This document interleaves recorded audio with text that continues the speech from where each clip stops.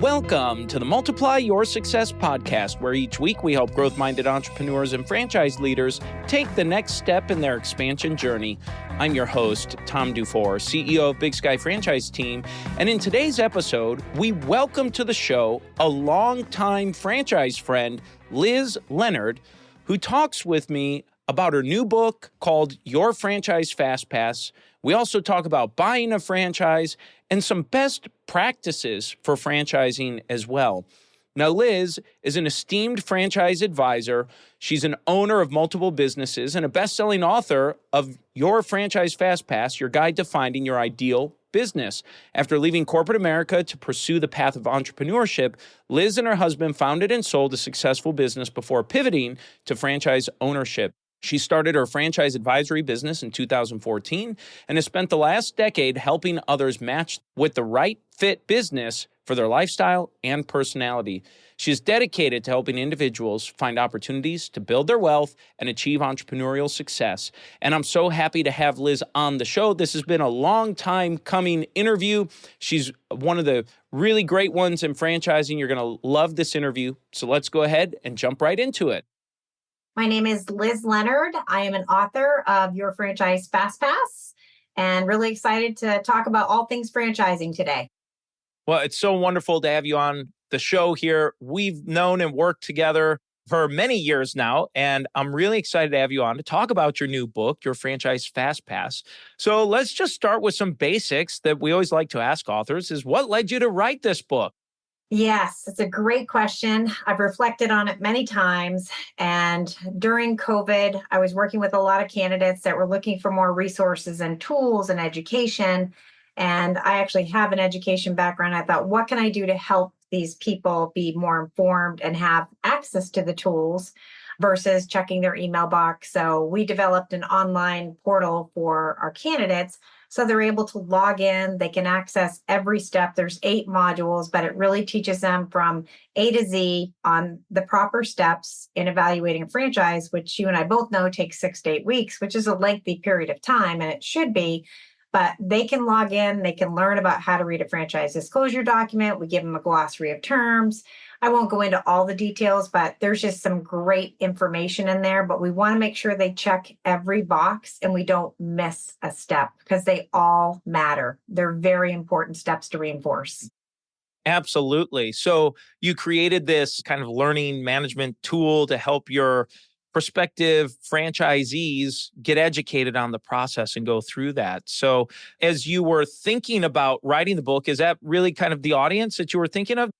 Yeah, that is absolutely my audience, is people that have been dreaming about, have thought about it, might have fear to actually research it, to find out if they actually have what it takes to own a franchise.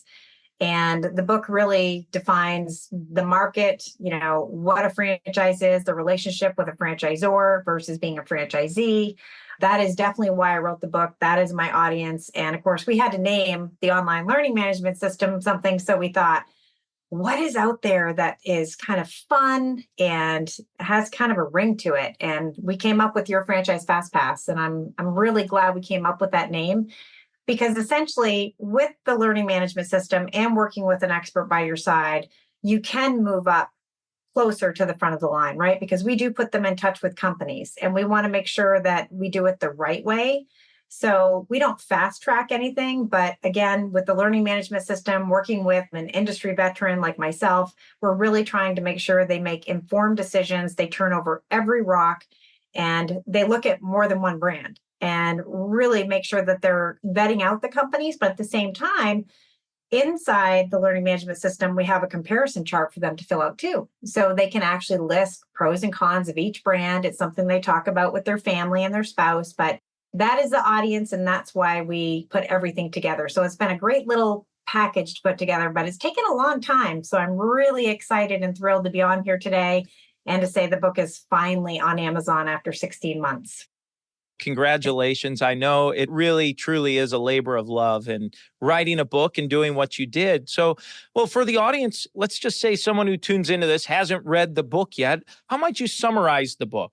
Yeah, I'd be happy to do that. So it is a quick read. It's 123 pages. We do have it on Audible in case they would prefer to listen versus read the book.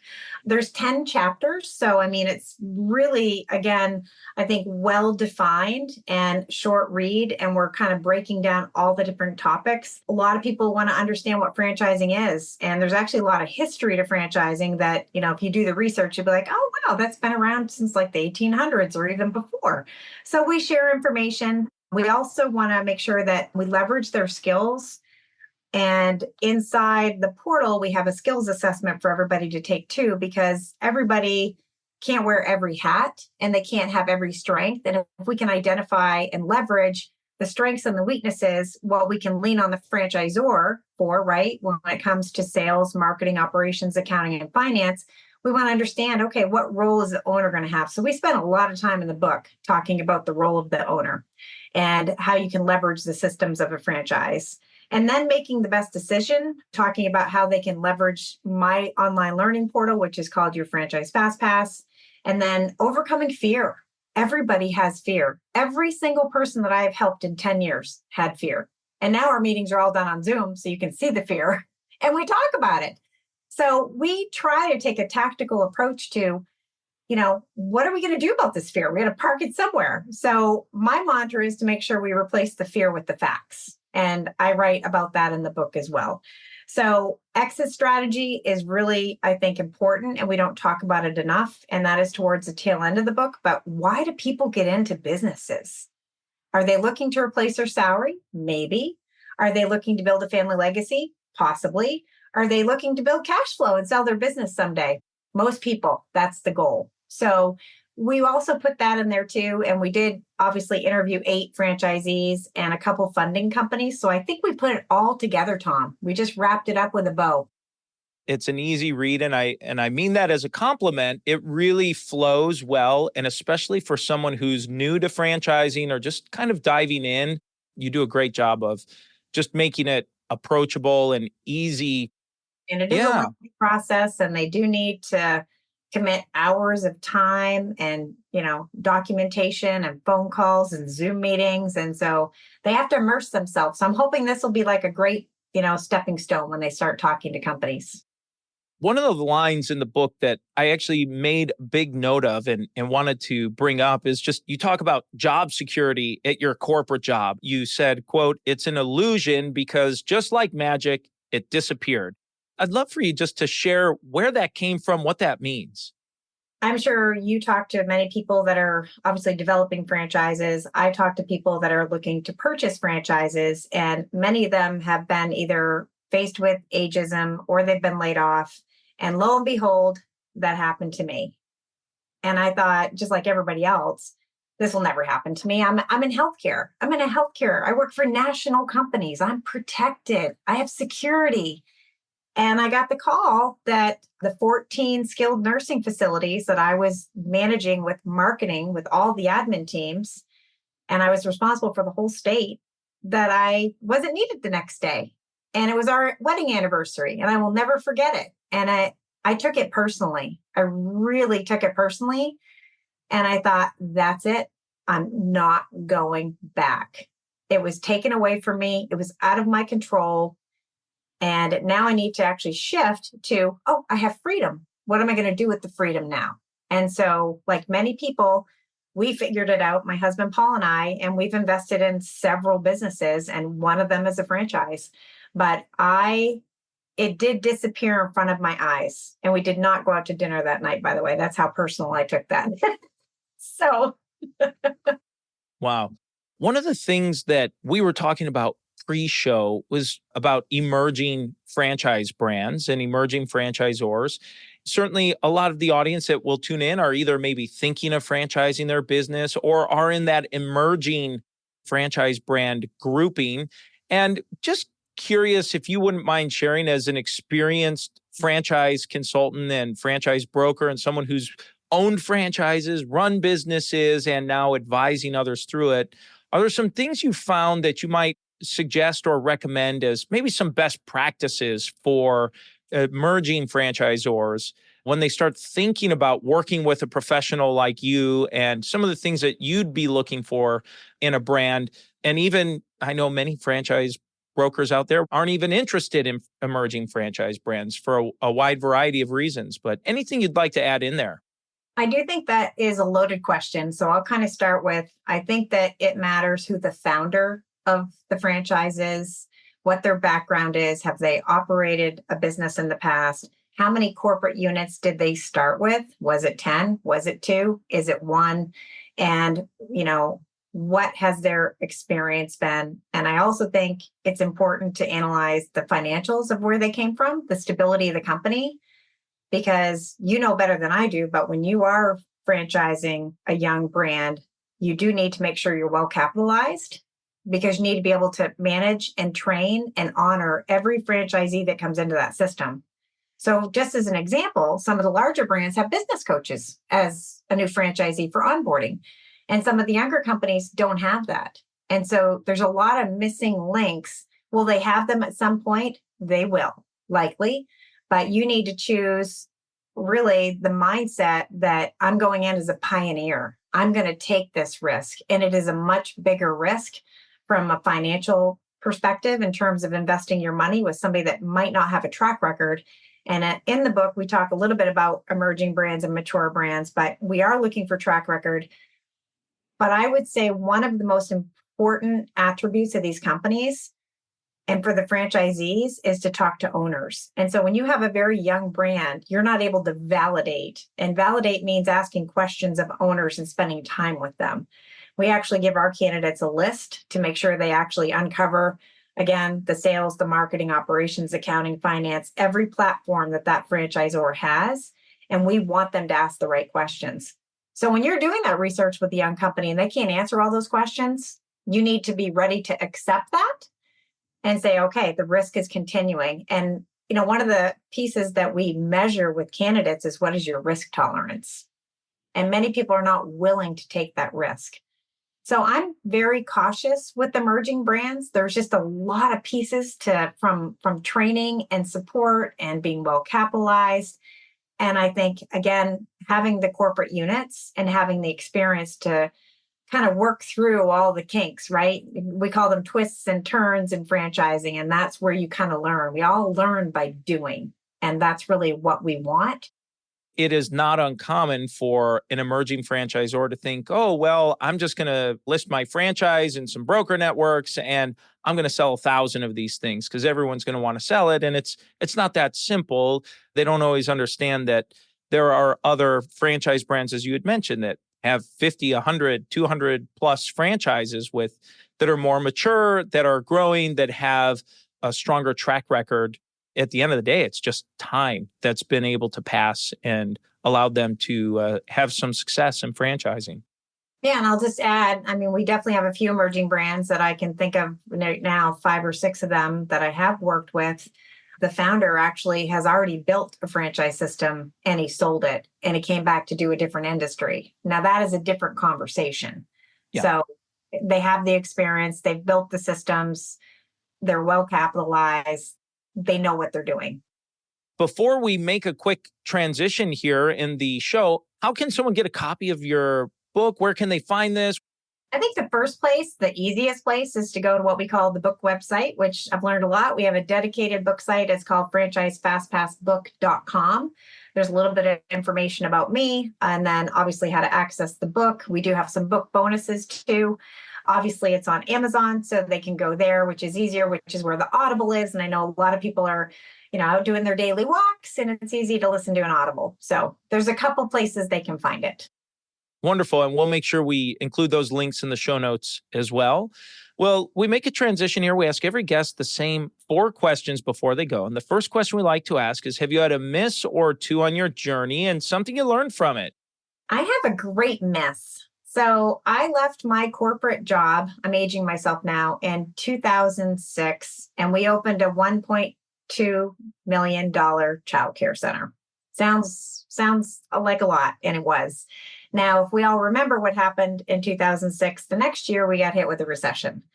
So we were very excited. launched the business, obviously with a recession. I had never lived through a recession. We'll be reading about this in the history books, right? And it was a learning experience, and it was not a franchise. So when you're doing an independent business, which I referenced in the book as well, there's pros and cons to both. You have to pivot and make quick decisions.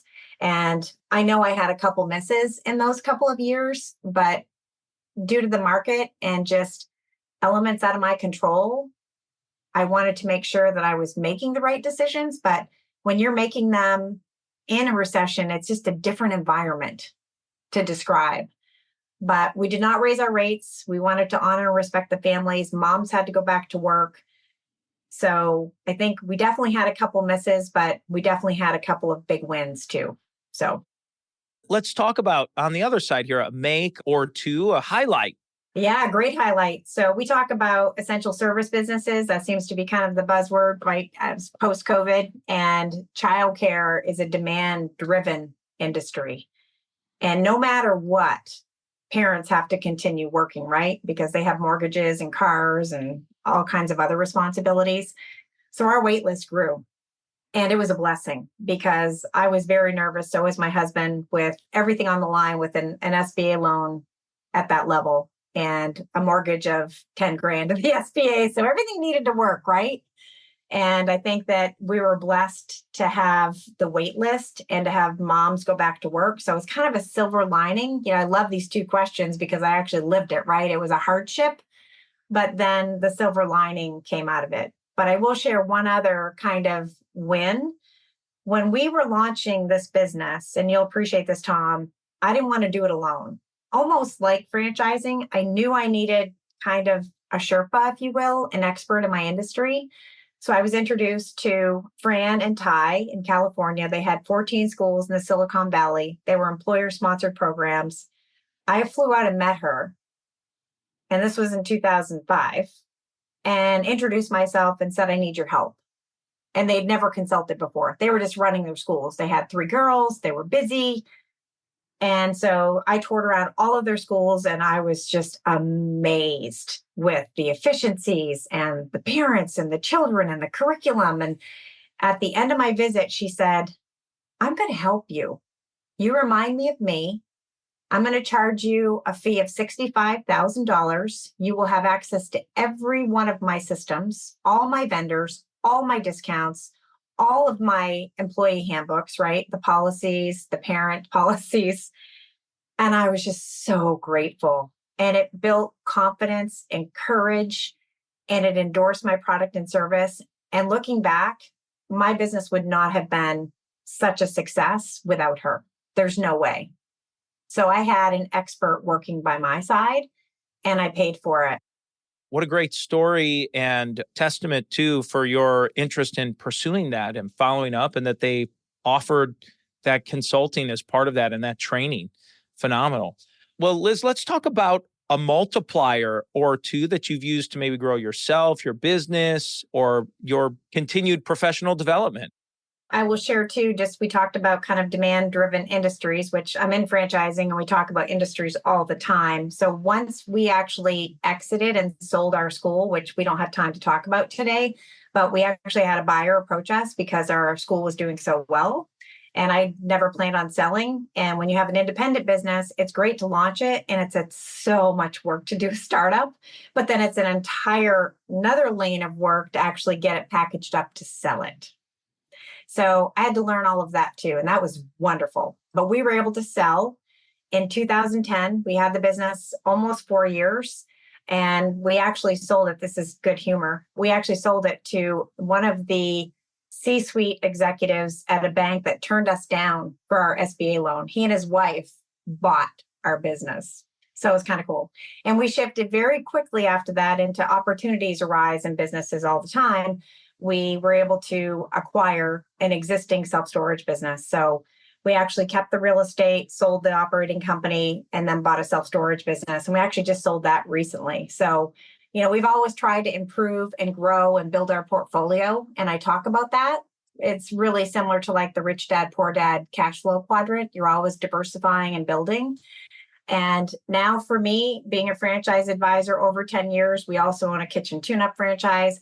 I feel like that experience and that growth has been just amazing. And then now we have the book. So I feel like I'm always focusing on myself and trying to better who I am and who I can help. What great irony that the banker that turned you down ends up buying the business after you show that now it's successful and now he and his wife are interested in acquiring it. That is just wonderful irony. Well, the final question we ask every guest, Liz, is what does success mean to you? I think for me, and I meet a lot of candidates too, like my personality is I want to help people. And I went to school to be a teacher, obviously shifted into healthcare, but now I'm still able to use the education background and that passion and mission that I have. Everything that I have done in life, I've been able to either coach, teach, support, help, facilitate. And for me, that defines success. And that's one of the reasons why I was motivated to spend a grueling 16 months putting together a book with a publishing company is I want to leave a legacy with people. I want them to know who I am, how I can help them, how I can advocate and make their dreams happen because I've done it. Fantastic. Well, as we bring this to a close, Liz, is there anything you're hoping to share or get across that you haven't had a chance to yet? I think the only other thing to share, and I'm actually writing an article for a magazine right now. The PR company's been great to get me opportunities, but people think they need to have $1 million to buy a business. And that is not true, right? That's a myth in our industry. And there are a lot of different resources out there, but we do help identify, obviously their threshold for investment, but we also teach them and coach them that you might want to talk to these 4 or 5 people and they might help you understand how you can either get funding for the business, how you might be able to use your retirement account with the ROBS program. So these are all kind of the back end, the back end that we help people with. And so I want everybody to know that you don't need to have $1 million to buy a business. Now I referenced mine. Mine was different, right? Mine came with a 10,000 square foot building, both of them, right? Self-storage, childcare. But if you look at any of the home service brands in franchising, which is another best kept secret in franchising, they don't require a brick and mortar location and they can be under 200,000. So I just want to get that out there because I hear it all the time. I think that's very well said and a great point. Well, Liz, this has been an absolutely fantastic interview. I'm so thankful for your time and look forward to getting this out there so people can get a copy of your book, or maybe for someone who's not interested in buying a franchise, chances are you may know someone who is, and this is just a great resource to get them on that journey and pathway of gaining some information as they start to explore buying into a franchise system. Absolutely. Thank you so much for having me, Tom. It's great to see you too. I haven't seen you for a little while, so thank you. Liz, thank you so much for being a guest on the show. It's such an honor and a privilege to have had you.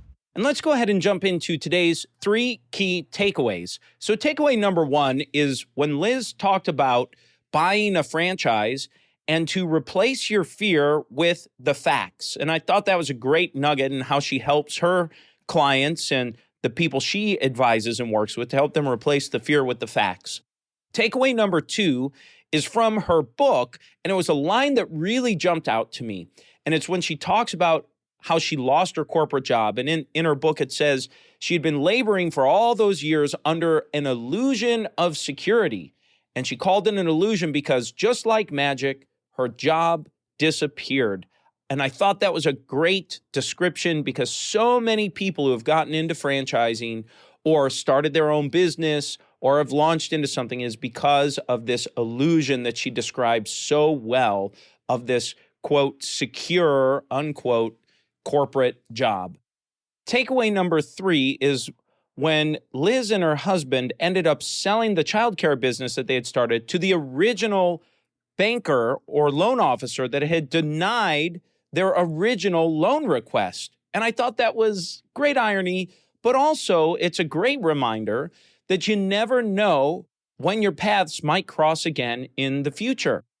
And now it's time for today's win-win.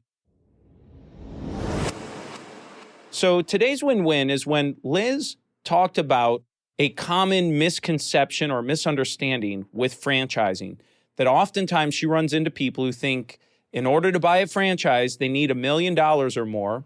And she said, that's just not true. And for myself, being in franchising for over 20 years at this point, she's right. You don't need over $1 million to buy a franchise. Some of them cost that much, but not all of them. There are plenty that you can get into for much less than that. And I think that's a great lesson learned, because whether you're buying a franchise or selling a franchise that's under $1 million, it's just a good reminder that these types of lower cost franchise opportunities exist.